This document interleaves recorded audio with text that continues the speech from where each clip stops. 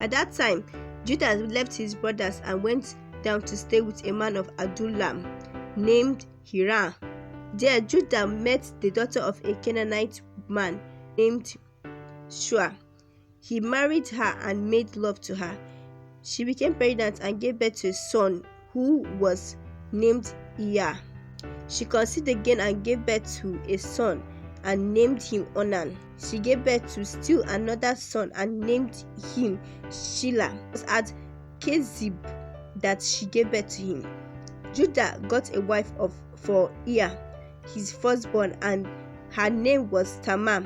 But Iyah, Judah's firstborn, was wicked in the Lord's eye, so the Lord put him to death. Then Judah said to Onan, "Sleep with your brother's wife and fulfill your duties to her as a brother-in-law, to raise up offspring for your brother." But Onan knew that the child would not be his. Whenever he slept with his brother's wife, he spilled his semen on the ground to keep him from providing offspring for his brother. What he did was wicked in the Lord's eyes, so the Lord put him to death also.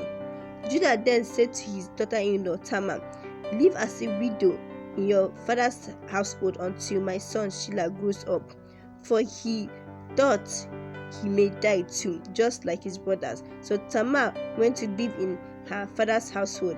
After a long time, Judah's wife, the daughter of Shua, died. When Judah had recovered from his grief, he went up to Timnah to the men who were sharing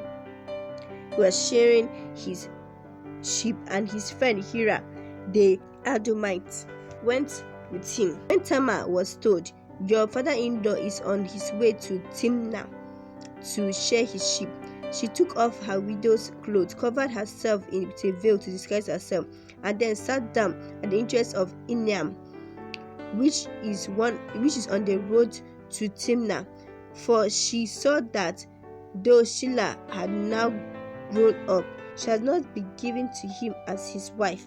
When Judah saw her, he thought she was a prostitute, for she had covered her face.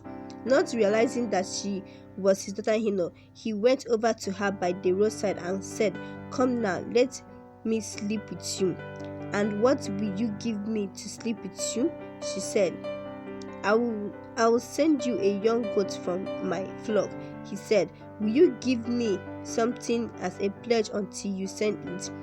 he asked. He said, "What pledge should I give you?"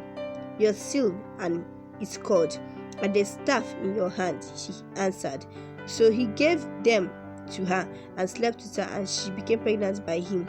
After she left, she took off her veil and put on her widow's clothes again. Meanwhile, Judah sent the young goat by his friend the Adullamite in order to get his pledge back from the woman, but he did not find her. He asked the men who lived there, "Where is the shrine prostitute who was beside the road at Enaim?" "There hasn't been any shrine prostitute here," they said. So he went back to Judah and said, "I didn't find her."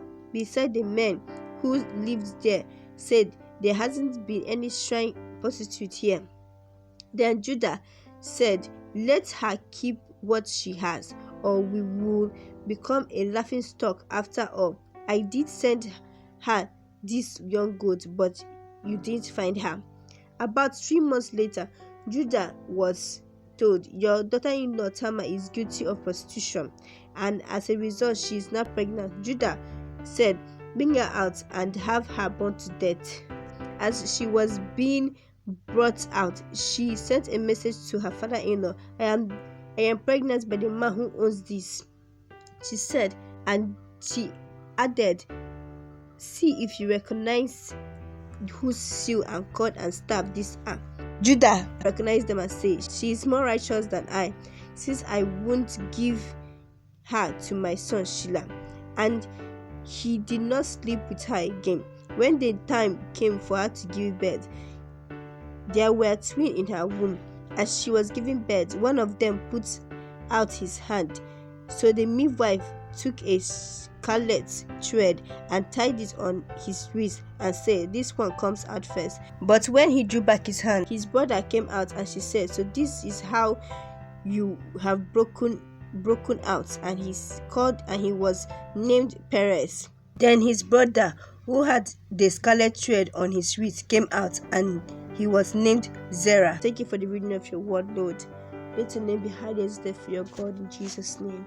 We glorify your name, O Lord. Thank you.